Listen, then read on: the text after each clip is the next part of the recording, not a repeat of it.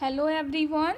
Today we are going to study the first chapter of science class 10th, that is chemical reactions and equations.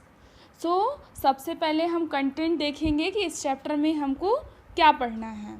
तो इस chapter में हमको सबसे पहले chemical reactions पढ़ना है, फिर chemical equations, types of chemical reactions, corrosion, rancidity. तो ये सब टॉपिक्स हैं जो हमको इस चैप्टर में कवर करना है. तो हम इन सब टॉपिक्स को एक एक करके पढ़ेंगे. तो सबसे पहला टॉपिक है केमिकल रिएक्शंस. तो हम अपने डे टू डे लाइफ में बहुत सारे चेंजेस ऐसे होते हैं जिन्हें हमको देखने को मिलते हैं. जैसे कि अगर गर्मी के टाइम पर मिल्क को हम रूम टेम्परेचर पर छोड़ देंगे तो क्या होगा. आयरन तवा, पैन, नेल, उसको अगर हम ह्यूमिड एटमॉस्फेयर में एक्सपोज कर देंगे तो क्या होगा. ग्रेप्स को अगर फर्मेंट करेंगे तो क्या होगा. Food is cooked, food gets digested in our body, we respire. So ये सब चेंजेस हैं जो हमको अपने डे टू डे लाइफ में देखने को मिलते हैं. तो इन सभी सिचुएशन में जो इनिशियल सब्सटेंस का नेचर और आइडेंटिटी है वो समवॉट चेंज हो रही है. और हमने क्लास 9th में पढ़ा था कि ये जो चेंजेस होते हैं वो दो तरह के होते हैं. उनमें से पहला है फिज़िकल और दूसरा है केमिकल चेंज. लेकिन यहाँ बेसिक प्रॉब्लम ये है कि हम इन दोनों चेंजेस को कैसे डिस्टिंग्विश कर सकते हैं. सबसे पहले हम पढ़ते हैं केमिकल चेंज क्या होता है. तो जो भी क्वेश्चन, जो भी सिचुएशन यहाँ दिख रही हैं, उन सब का आंसर हम केमिकल चेंज के बेसिस पर डिफ़ाइन कर देंगे.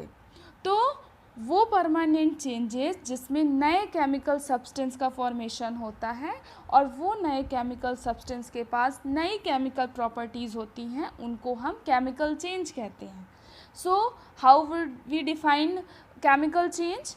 Those permanent changes in which new chemical substance are formed with new chemical properties are called chemical change. और वो प्रोसेस केमिकल चेंज की या फिर केमिकल नेचर में जो चेंज होता है उसको हम केमिकल रिएक्शन कहते हैं. जैसे कि अपन एक कॉमन एग्जांपल ये देख सकते हैं कि जब कर्ड का फॉर्मेशन होता है तो जो कर्ड का टेस्ट होता है वो सॉर टेस्ट होता है क्योंकि उसमें लैक्टिक एसिड का फॉर्मेशन हो जाता है. तो ये रहा केमिकल चेंज. और एग्ज़ाम्पल हैं जैसे कि मैग्नीशियम रिबन. जब हम मैग्नीशियम रिबन को बर्न करते हैं तो वो भी एक केमिकल चेंज होता है क्योंकि इस टाइम क्या होता है कि एक वाइट सब्सटेंस बनता है, वो है मैग्नीशियम ऑक्साइड, और उसकी जो प्रॉपर्टीज़ होती हैं वो टोटली डिफरेंट होती है मैग्नीशियम और ऑक्सीजन से. तो ये भी है केमिकल रिएक्शन. तो जब कोई भी केमिकल चेंज होता है तो हम ये कहते हैं कि उसमें केमिकल रिएक्शन हो रही है. तो अब हमको ये चीज़ समझ में आ गई है कि केमिकल रिएक्शन क्या होता है.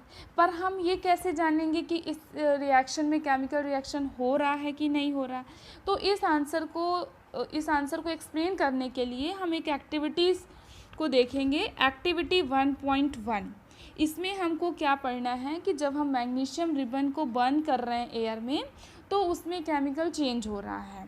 तो इसका सबसे पहले प्रोसीजर देख लेते हैं. इसमें प्रोसीजर ये है कि हमको मैग्नीशियम रिबन लेना है और उसको सैंड पेपर से रब करना है ताकि जो उसमें प्रोटेक्टिव लेयर होती है मैग्नीशियम कार्बोनेट की मैग्नीशियम रिबन के सरफेस पर वो रिमूव हो जाए. उसके बाद हमको पेयर ऑफ टोंग्स से उस क्लीन्ड मैग्नीशियम रिबन को होल्ड करना है. फिर स्पिरिट लैम्प या बर्नर यूज़ करके उसको हमको बर्न करना है. और ये करते टाइम हमको ये सारे इक्विपमेंट्स को अपने आइज़ से दूर रखना पड़ेगा. तो इसमें क्या हमको देखने को मिलता है कि जो मैग्नीशियम रिबन होती है वो डैज़लिंग वाइट लाइट से बर्न हो रही है और ये लाइट जो है वो हमारी आइज़ के लिए हार्मफुल है. और यहाँ पर जो वाइट ऐश या फिर वाइट पाउडर मैग्नीशियम ऑक्साइड का कलेक्ट हुआ है वॉच ग्लास में. तो ये है कि मतलब मैग्नीशियम रिबन को जब हम बर्न कर रहे हैं तो उसमें केमिकल चेंज हो रहा है। जैसे कि आप फिगर 1.1 में देख सकते हैं कि टोंग है, उसने मैग्नीशियम रिबन को टोंग से पकड़ा है, बर्नर है, और ये वाइट कलर का वॉच ग्लास दिख रहा है और इसमें जो कलेक्ट हुआ है वो है मैग्नीशियम ऑक्साइड। तो हमको इससे क्या कंक्लूजन मिला कि जब मैग्नीशियम रिबन बर्न हो रही है तो उसमें एक डैज़लिंग वाइट फ्लेम निकल रही है और वो एक वाइट पाउडर में चेंज हो रहा है, और ये वाइट पाउडर मैग्नीशियम ऑक्साइड है। और ये कैसे मैग्नीशियम ऑक्साइड बना है? जब मैग्नीशियम और ऑक्सीजन के बीच में रिएक्शन करवा रहे हैं एयर की प्रेजेंस में, तब मैग्नीशियम ऑक्साइड का फॉर्मेशन हो रहा है। अब हम देख लेते हैं एक्टिविटी 1.2 दी गई है।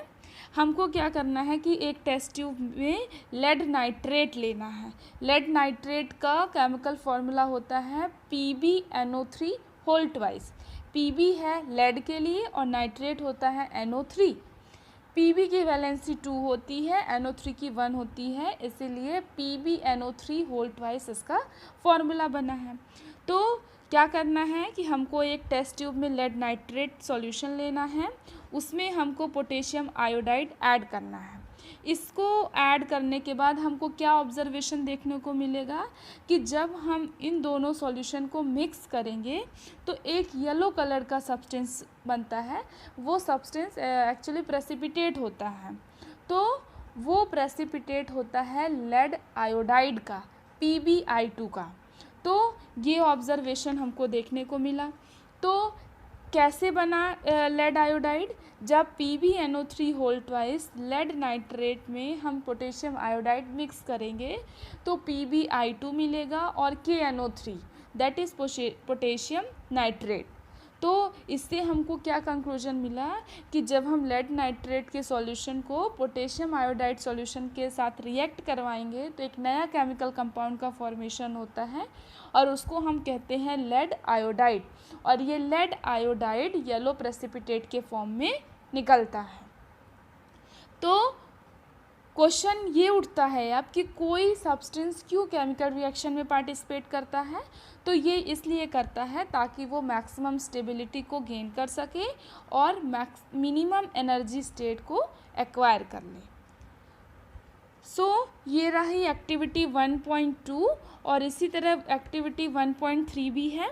तो उसमें क्या करना है हमको कि एक कोनिकल फ्लास्क में जिंक ग्रैन्यूल्स लेना है, उसके बाद उसमें डाइल्यूट HCl या फिर सल्फ्यूरिक एसिड ऐड करना है।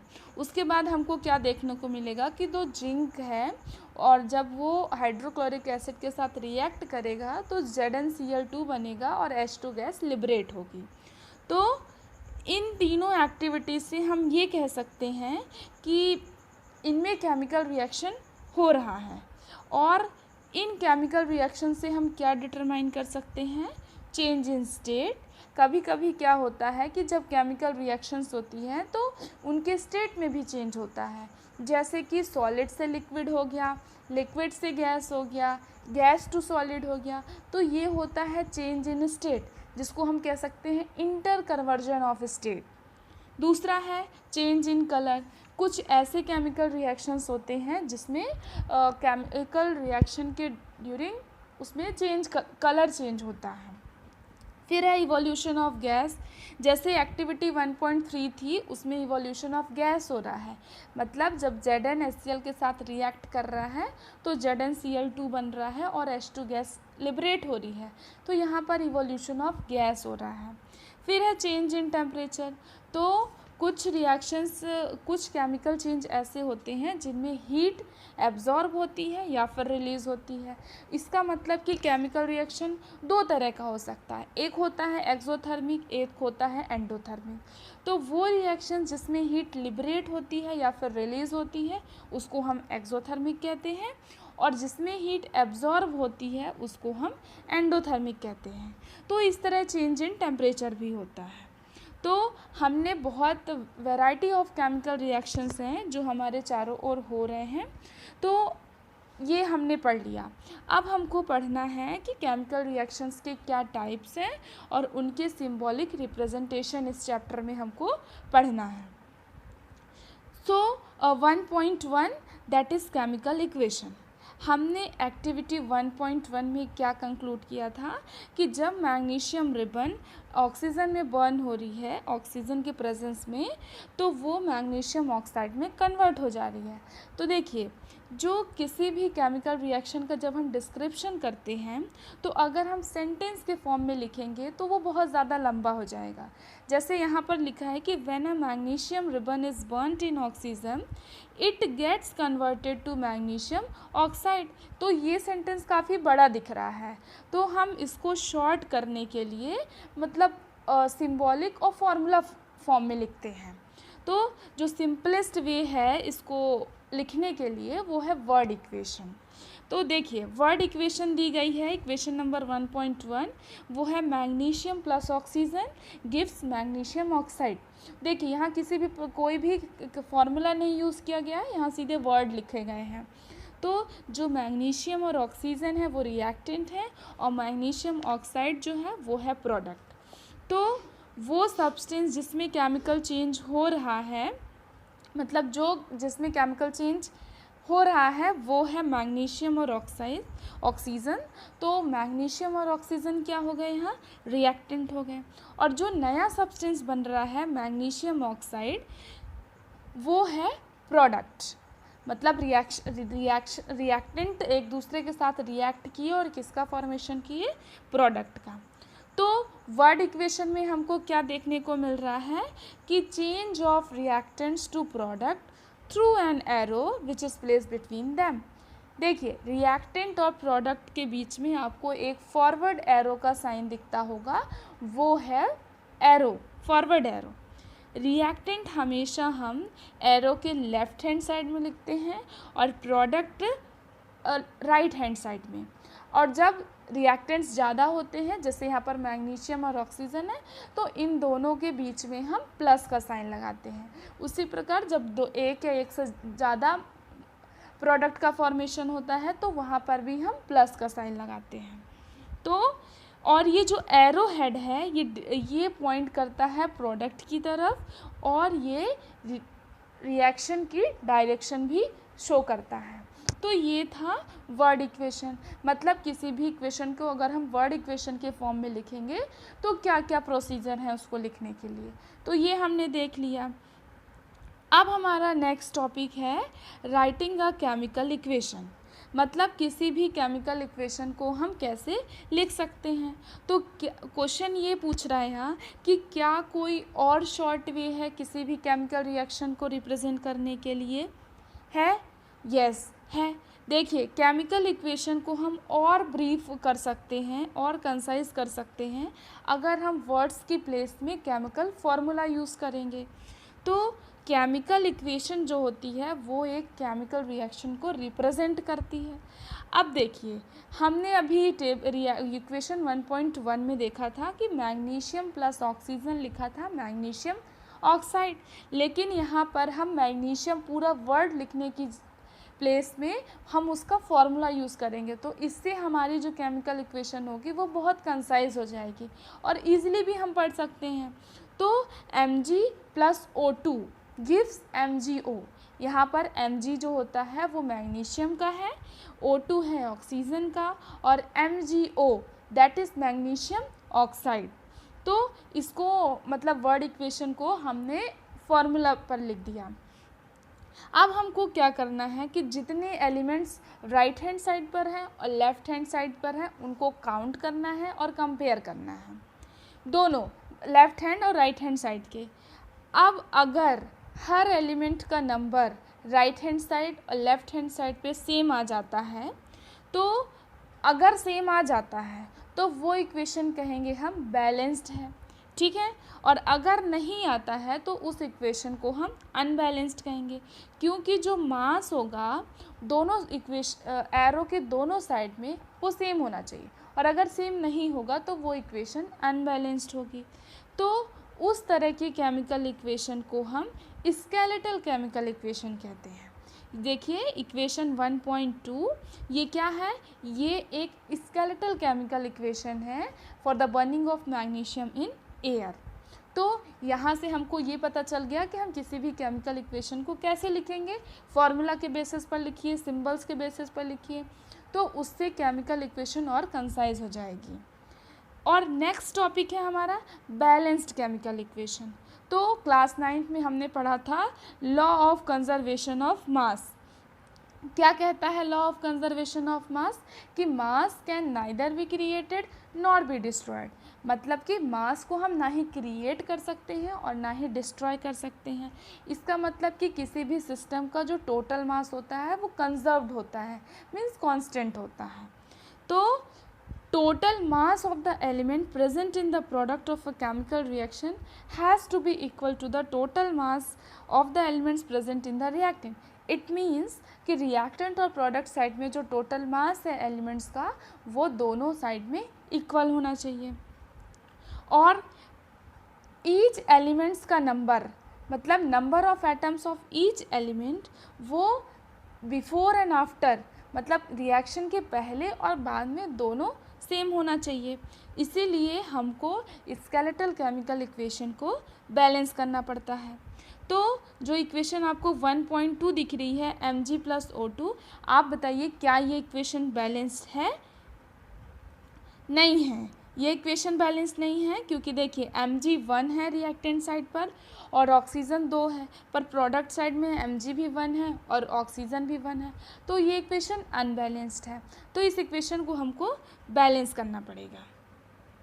ओके, सो एक आपको एग्जांपल यहाँ दिया गया है, एक्टिविटी 1.3 जो हमने पढ़ी थी, जिंक में HCl मिला रहे थे तो क्या बन रहा था, ZnCl2 + H2 गैस।